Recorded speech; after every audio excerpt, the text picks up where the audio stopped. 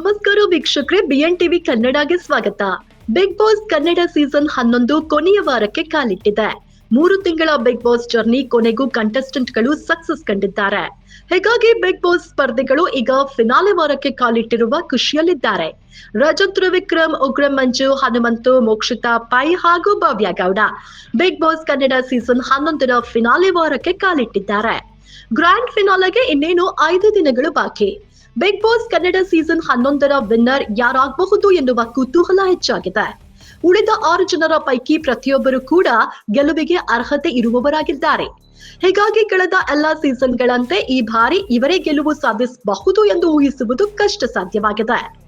ಕಳೆದ ವಾರ ಸುದೀಪ್ ಅವರು ಸ್ಪರ್ಧೆಗಳಿಗೆ ಟ್ರೋಫಿಯನ್ನ ತೋರಿಸಿದ್ದಾರೆ.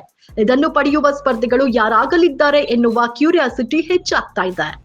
ಇದೇ ವೇಳೆ ಕಿಚ್ಚ ಸುದೀಪ್ ಹಾಗೂ ಹನುಮಂತನ ನಡುವೆ ನಡೆದ ಒಂದು ಸಂಭಾಷಣೆಯ ಕ್ಲಿಪ್ ಸಾಮಾಜಿಕ ಜಾಲತಾಣದಲ್ಲಿ ಭಾರಿ ವೈರಲ್ ಆಗಿದೆ. ಈ ದೃಶ್ಯದಲ್ಲಿ ಹನುಮಂತ ನಾಚಿ ನೀರಾಗಿರುವುದು ಕಂಡು ಬಂದಿದೆ.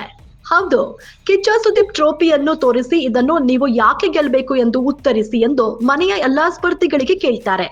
ಆಗ ಹನುಮಂತನಿಗೂ ಈ ಪ್ರಶ್ನೆ ಕೇಳಿದಾಗ ಹನುಮಂತ ಸರಳವಾಗಿ ಉತ್ತರಿಸಿ, ನಾನು ಚೆನ್ನಾಗಿ ಆಟ ಆಡಿದ್ದೀನಿ ಸಾರಾ, ಹೀಗಾಗಿ ನಾನೇ ಕಪ್ ಗೆಲ್ಬೇಕು ಎನ್ನುತ್ತಾರೆ. ಇದಕ್ಕೆ ಬಿಗ್ ಬಾಸ್ ವೀಕ್ಷಕರು ಶಿಳ್ಳೆ ಹೊಡೆದು ಚಪ್ಪಾಳೆ ತಟ್ಟಿದ್ದಾರೆ. ಇದೇ ವೇಳೆ ಸುದೀಪ್ ಅವರು ಹನುಮಂತನ ಕಾಲೆಳೆದಿದ್ದಾರೆ. ಸುದೀಪ್ ಅವರು ಕಪ್ ಗೆದ್ರೆ ಹುಡುಗಿ ಸಿಗ್ತಾಳ, ಮದುವೆ ಆಗುತ್ತಾ ಎಂದು ಕೇಳಿದಾಗ ಹನುಮಂತ ನಾಚಿ ನೀರಾಗಿದ್ದಾನೆ. ಹೂ ಸರ್, ಕಪ್ ಗೆದ್ರೆ ಹುಡುಗಿ ಸಿಗ್ತಾಳ ಎಂದು ನಾಚಿಕೊಂಡು ಹೇಳಿದ್ದಾರೆ.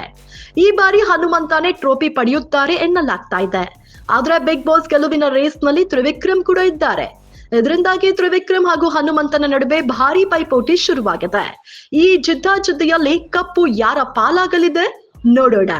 ನೋಡ್ತಾ ಇರಿ ಬಿಎನ್ ಟಿವಿ ಕನ್ನಡ. ಇದು ನಿಮ್ಮ ಧ್ವನಿ. ಲೈಕ್ ಮಾಡಿ, ಶೇರ್ ಮಾಡಿ, ಸಬ್ಸ್ಕ್ರೈಬ್ ಮಾಡಿ.